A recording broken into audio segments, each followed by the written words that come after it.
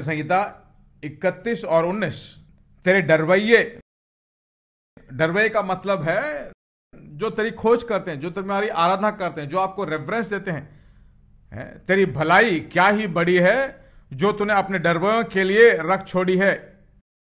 और तूने जो तैयार की हैं, तूने जो स्टोर किए हैं, वो क्या ही बड़ी हैं वो भलाइयां।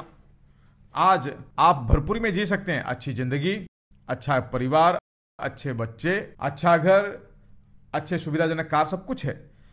वो सब परमेश्वर ने आपके लिए तैयार की गई हैं। वो भलाइयों का एक छोटा भाग है, एक छोटा सा एक पार्ट है। आप जितना भी अनुभव करें, परमेश्वर हर वक्त आपको एक्सेस में देना चाहता है। कितने लोगों को एक्सेस पसंद है? सबको पसंद है।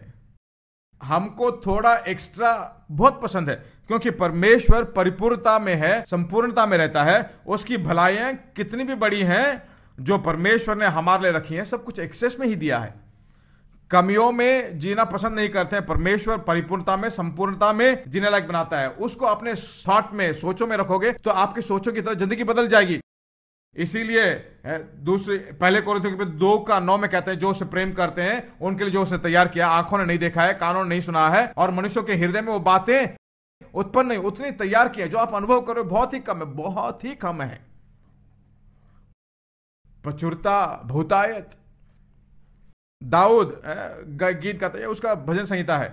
दाऊद के उस गीत में परमेश्वर के ज्ञान को पाया हुआ है उसने। गरीबी में उसने शुरुआत की। कहां शुरुआत करते हैं वो समस्या नहीं है, कहां खत्म करते हैं वो जरूरी है। आरंभ बहुत ही छोटा हो, गेम का एंड बहुत जरूरी है। आखिर तक, आखिरी बॉल तक जो है हार भी सकते थे, आखिरी बॉल में हार भी सकते हैं, नहीं आखिरी बॉल में जीत भी सकते हैं। वही मैच है। लड़कर जीतना, अच्छी जिंदगी, भरपूरी की जिंदगी। भजन संहिता से 1-2 वचन पढ़ना चाहता हूं। भजन संहिता 21 और उसका 4।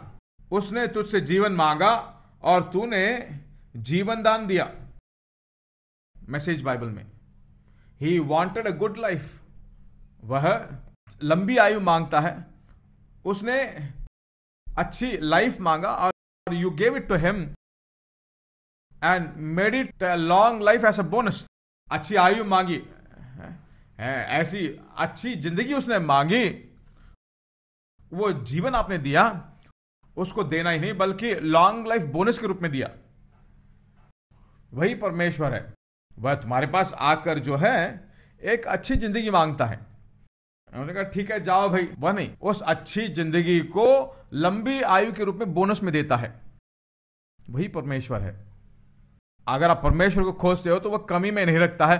परमेश्वर को खोजते हो तो वह परिपूर्णता में, संपूर्णता में, क्योंकि उसके पास थोड़ा भी अधर्म नहीं है।